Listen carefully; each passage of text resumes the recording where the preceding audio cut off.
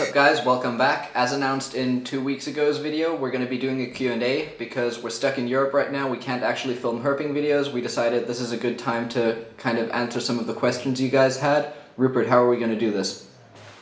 Right, so firstly, because obviously David's been getting asked questions for years, we've gathered the first lot into frequently asked questions, which are essentially just going to be ones that will be answering a lot of what people ask in the comments, as well as what he gets all the time on Instagram and whatnot. But then I also created a massive section of more specific YouTube comments asked by specific people, which I guess what most people here want to see. But we're just going to start off with the, frequently asked questions part, get that out of the way, and then we can get to some of the more unusual questions, I guess. Sound good? Sounds good. Cool, well, this is going to be the format. I'm going to be asking David, or sometimes myself, the questions from my phone, so forgive me, I'm going to be looking this way. Okay, question number one, and let's get the boss questions out of the way first. Why do you have long nails? I don't. Okay, so I'll explain a little bit of the backstory as to why I used to have long nails, because I never really answered that, but for the past year, or probably nearly 2 years by now, I actually haven't had long nails. But the reason why I did was, no, I don't play guitar. I'm totally musically unskilled. But when I went to high school, pretty much, my teachers, they were like exceptionally strict about like stuff like having long nails and stuff. So my teachers would always like, even when they were normal, they were like just slightly long sometimes. And the teachers would complain about it and I would get annoyed, and me being rebellious, I was like, you know what, I'm never gonna cut them again. So then it kind of, like, the whole class kind of overheard the whole conversation, and it sort of became a thing that I'm not allowed to cut my nails to annoy the teachers. So I did that, and then at the same time, whilst I was doing this, I was of course posting to social media, and through that it kind of also became a thing online. And then once I finished school, I kind of just decided to roll with it for a while. But then when I started university, I found myself doing a lot of typing on the computer, so I had to cut them. Okay, well, fascinating. Okay, question number two. Where do you live? Okay, so I used to live in Thailand, as you may know, but currently I'm actually staying in Europe while I attend university. But as soon as I graduate, I do plan to move back to Thailand full-time, start a collection there. Okay, question number three, and this is a very common one. Pretty sure anyone who has a moderately large platform in herpetology will get this question a lot. Question three is, what snake should a beginner get? Well, do you think that question is aimed at just what snake in general, if you're new to keeping snakes, or if you want to get into like venomous snakes specifically? I'm pretty sure just if you haven't kept a snake before. Well, if you haven't kept a snake before, obviously I would recommend go for something easy, but it comes down a lot to personal preference of what you like, so I don't think necessarily it's always the best to get a snake which is easy if it's a snake that you have no interest in keeping. So try to get something moderately easy to take care of, I would recommend, but at the same time also make sure it's something that you actually want, and once you become familiar with keeping snakes, you won't be stuck with a species you never wanted to keep, if that makes any sense. Does make sense. I mean, I started out with a Vietnamese beauty rat snake, which is quite uncommon, so there's that. Okay, next question. Are you single / what is your sexuality? Oh lord. Okay. So yes, currently I am single. I just got out of a relatively long relationship coming up on a year and a half ago. 2 years? No, not 2 years ago yet. Anyway, around a year and a half ago. But yeah, currently I am single and I am straight. Okay, a lot of hearts broken there. What is your favorite snake species? King cobra, I've said it a million times. Definitely, without a doubt, the king cobra, and a close second is probably something like Protobothrops manchinensis. Okay, another herpetology related question. Do you like tacos? Do I like tacos? Actually, you know what? I'm not a huge fan of tacos. I mean, they're okay, but I wouldn't like go out of my way to order one if there's other options. That's slightly contentious. Not a fan of tacos. I don't know, I just somehow don't like the herbs that are usually in them. I don't know, like, At least all the tacos I've had, I somehow wasn't a too huge fan of. That is true. I did forget you're allergic to vegetables. Okay, where did you learn to handle snakes? And this is a question we do get a lot, so I put it in the FAQ area. Okay, so I kind of just taught myself. I know it's probably not the best or most professional way to go about it, but my snake handling kind of started in South Africa when I was 8 years old, when my mother actually got bitten by a venomous night adder. I just started reading a lot about them, and before I knew it, I would find myself out looking for them. And one thing led to another. I'd start to like carefully play with them with sticks, and then the sticks eventually went to tailing, and I kind of just ended up teaching myself completely. I've never had any formal training whatsoever when it comes to handling snakes. And another similar question, this one didn't come up so much, but a couple people asked it, was like, did you have any influences? Like, who influences you the most? I mean, I guess it's just like the cliche stuff. Like, I watched a lot of Steve Irwin when I was little. I watched Austin Stevens, like all of those TV personality guys. But yeah, so I guess you could say in a way that those guys influenced me. But all of the skills I learned, I taught myself. Right. Well, that wraps up the sort of main body of those FAQ questions, and Okay. I did try to narrow them down as much as possible. So people that ask multiple questions, you know, I only chose one of them. Gotcha. But we'll just get started straight away, because otherwise we're going to be here all day. How old were you when you first started handling? And this was asked by T. Taylor. Alright, so I kind of already touched on this in my previous video, but I would say that I officially started like handling snakes when I was around 8 years old, which was when we moved to South Africa. Prior to that, I was in Florida, where I was always kind of into animals, but not like specifically obsessed with snakes, you know? Okay. This one is also asked by T. Taylor, but Graham Hickman also mentioned this question too, so I threw it in. And this is aimed at me, actually. This is Rupert, or in T's case, Richard. Do you like handling them too? I just assumed she meant me. I mean, it's relatively similar. People always seem to have major issues with your name on the channel. I don't get it. It comes I up. don't know. It's not like Rupert is like a hard or difficult name to remember by any means, but It's people not. seem to always have issues remembering it. They asked, do you like handling them too? Yes, I do. I really like getting hands-on with snakes as well. I'm far less, into handling Venomous, just because I don't necessarily derive the satisfaction and excitement from that David does. To be honest, what I enjoy the most is like finding the snake, and often catching it is the best way of getting a look at that. And nobody, I mean, especially me, I cannot ignore how amazing it is to handle snakes and the unique way that they feel and interact with you, and that's something I'll never get tired of. But generally, I just enjoy the whole experience, and handling is a small part of that for me. Yeah. Okay, what are you studying at university? And this was asked by so many people, I'm not even going to list them off, but this should have been the FAQ, but go on. Okay, so I'm actually studying graphic design, media, and photography, so nothing at all animal related, but it will definitely help me out in creating better content for you guys in the future, so all sort of like graphics, video, film, stuff like that.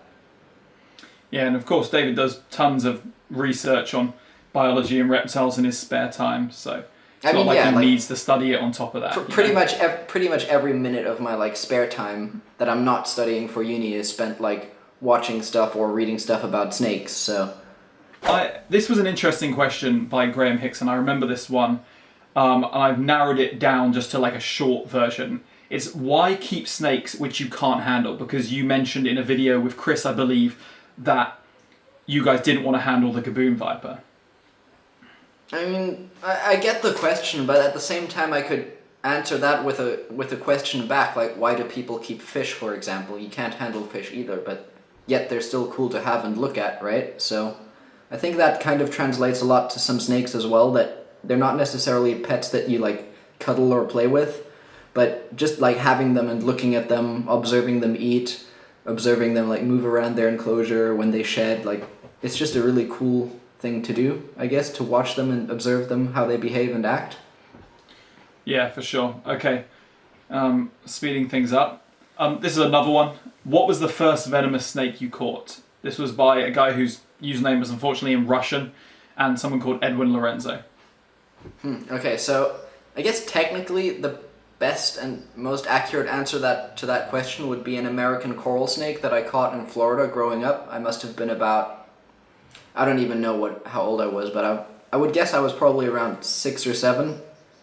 I would go fishing by this little creek by my house. I found one crossing the road, and I essentially just like put a bucket over it and then found a plank to slide under it and turned the bucket, and that's how I caught it. I didn't handle it or anything. But No, honestly, I think that's a really cool first snake to find. Yeah. Yeah. Okay. You mentioned you grew up in South Africa. Have you ever met Dingo Dinkelman and seen his impressive snake collection? By Slim Six Rider. Alright, that's a good question, but no, I actually haven't, because by the time I left South Africa, I was only about, I think, 14 or so.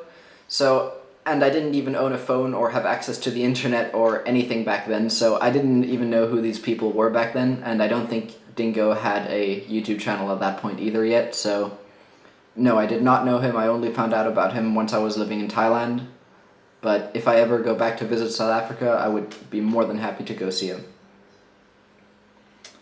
Cool. Okay, let's make the questions from here on out more like a speed round, so they're going to be answered as quickly as possible. Okay? Alright. Sound good? How was the process of transferring your snakes from Thailand to Europe, or are your snakes still in Thailand and you have someone looking after them? By Benny Beach Terror. Okay, there's no process of transferring them. It's completely illegal to export snakes from Thailand, so when I left Thailand, I either sold everything and some I left with Chris. So, yeah, I started a whole new collection here, and the snakes that I had in Thailand are all still in Thailand. Yeah, all bought and bred in Europe. Yeah. Okay, any thoughts on herping in Africa? This was asked by Drumming T and Richard Clark Howells. Yes, of course. I would love to do a whole bunch of herping in Africa, all over actually. That was one of the trips we planned to do this spring. Yeah. You know. Yeah, I mean, Africa's so diverse. I think there's like a lot of trips that could come out of it. Like in the north, you've got the desert, and then the jungly parts in the central, and sort of dry Karoo landscape in the south. I like this question. Are you a crazy person or a snake charmer? By Virgo Blonde. I would say probably a crazy person. I'd agree with that, honestly. All right, next. Would you make some Crocs? What? Would you make some Crocs encounter content, bruh? By Rassiad Ridho. Okay, so I'm guessing this is just asking if we're gonna film with crocodiles at some point. Short answer to that, yes, I would love to. It's just that till now we haven't been herping in places they can be found. Yeah, spot on. Do you require permits, and do you require any kind of training? By Todd R. I'm guessing this is in reference to keeping venomous snakes as captives? Yeah, I'd assume so. Because for herping, obviously, no, you don't. That's actually a very variable question depending on where you are. So even within a country, sometimes like different states and territories can have different regulations on that. In some places, such as like the Netherlands or so, you don't actually need any permits. You can just go out and buy whatever you want. And in other places, it's completely illegal. And in the majority of places, you do need some sort of permit, or you need to at least let the government know where and what snakes you're keeping, and they'll like make sure that you have adequate enclosures they can't escape from and stuff like that. Was the red-headed crate mating the most amazing thing you guys found? By Cassidy Morse. I mean, we found a lot of cool stuff. I don't know if it's the most amazing, because in my opinion, probably I've found several king cobras before. I think those would be cooler. I've actually even found king cobras mating before. So I would say no, it's not the most amazing, but it's definitely in the top 3. Yeah, I'd agree with that as well. Stephanie Byrne asks, what snakes do you have and can we see them? Yes, you can see them, and I'm going to be doing... I actually did last week's video about my king cobra, and that was just the first of many videos to come on my own captive snakes. I couldn't list on the spot all of the species that I have right now, but stay tuned and you'll see a lot more videos in the future about all of the snakes that I have. Okay, this is another one where I have to read the whole comment, so bear with me. David, it seems like you have no fear, but obvious you have the ultimate respect for snakes that you handle. My question is, which snake is it which worries you the most to the point of, shall I hold it or not? So I don't think there's a general answer to that as to which species I'm like the most careful or concerned about handling. It's more about the individual, because every snake has like their own unique personality, just like people do. So you can get one king cobra, like Steve, for example, who is completely docile and you can just do whatever you want with. And then others, which I've seen, for example, one that Chris has, which is just the complete opposite. You can't get anywhere near it. So any snake could be one that makes me uncomfortable handling it. It just depends on the demeanor and personality of that individual animal, rather than of a certain species. Okay, cool. Okay, who cares for your snakes when you're traveling? So I have a couple friends who I've trained and taught how to... all they have to do pretty much is throw food in and give them water. So I have a couple local friends here who do that for me. Some who are also into keeping Venomous. Alright. What profession will you choose? Is herping and making videos your only plan for the future? Or are you going to have another job as well? To be honest, I don't know what the future holds 100% yet. Of course, I do plan to keep making videos and expanding this YouTube thing and make it as good as I possibly can for you guys, but I may as well also end up getting some regular job at some point for a while. I'm not sure yet, to be honest. Who knows what life has in store? Yeah, I think that's something that no one can really answer for certain. It's just, you have to see what happens. Yep. Okay, this question we get a lot. I probably should have put it in the FAQ section. But Christina Pierce and other people asked, what is the intro song? David? Okay, so it's actually called Never Gonna Give You Up by Rick Astley. Yeah, so just type that into YouTube, Yeah, just it'll type come it up. in, click the first one you find. Good stuff. Yeah, it's a good song. Ever been bit by a cobra or viper? Cobra, no. Viper, yes, twice. How and where did you meet Chris Sweet? Okay, so Chris I actually met when I had just moved to Thailand. I was in this Facebook group called Venomous Herpetology, and I saw this guy posting a whole bunch of really cool snakes. I assumed he was in America or Europe or somewhere, until once, in the background of one of his shots, I saw a water bottle which had Thai writing on it. And I was like, whoa, is this guy in Thailand? So then I messaged him, and sure enough, he was in Thailand, and at the time I was trying to buy a retic, and he offered me one, so I drove up to where he was and bought one from him, and that's how we kind of met. This was long before Chris was even big on social media or anything. I think he had 3,000 followers at that time or something, so it was quite a while ago. Alright, another question. This one's by Paul P. Hi guys, do you have any plans to come to Vietnam to herp? Not really planned in the sense of that we've already locked down a date or something, but I was actually speaking to you about this just the other day, Rupert, that I would love to do a Vietnam trip at some point. Yeah, we were going over the map and looking at areas that we'd love to go, and it's definitely something we want to do. It's also very doable since it's just a very short 1-hour flight or so from Thailand. And we know people are there that could help us out too, which is ideal. Okay, getting closer to the end now. Do you speak German? Ja, ich spreche Deutsch. And that's the language you speak to your family, isn't it? On a daily basis. These days not so much really. When I was younger, I did speak German with them a lot more, but now kind of even our household has just sort of shifted to English. Really? Because when I first met you, you guys spoke mostly in German. I think also we kind of speak more in German when people are over who don't speak German, so they can't understand us. But when we're alone, we do actually speak quite a lot of English. Yeah. I would definitely consider English my mother tongue. Yeah. I'd say from knowing you that your English is just as, if not more fluent than your German no, these for days. sure. My English is a lot better than my German. Okay. I live in Thailand and I've seen a few cobras near where I live, but not that frequently. Do they stay in one area or do they move around and cover a larger territory? So they do usually have somewhat of a home range, like an area that they frequent and don't really move past, although in mating season the males will disperse in order to look for a female, and then again in hatchling season, when a nest of cobras hatches in one spot, the juveniles will kind of crawl around aimlessly to disperse and find their own home ranges. So sometimes they do have a certain area they're restricted to, but other times they do move around. Cobras tend to have a home range, but it's usually quite large area and they will very much wander around it and never really stay in one place. Would you say that's accurate to say? Yeah, that sounds about right. Yeah. So if you see one in your garden, it's likely that it, lives in the general area, but you might be unlikely to see it in your garden again. Yeah, I mean, cobras, they don't really want anything to do with us, so if it's in your garden in the first place, it's probably it just got lost, and ended up there. Okay, final question. Can't you herp in Europe? Yes, we can herp in Europe. It's just, to me personally, not the most exciting thing, because the only venomous snakes you can really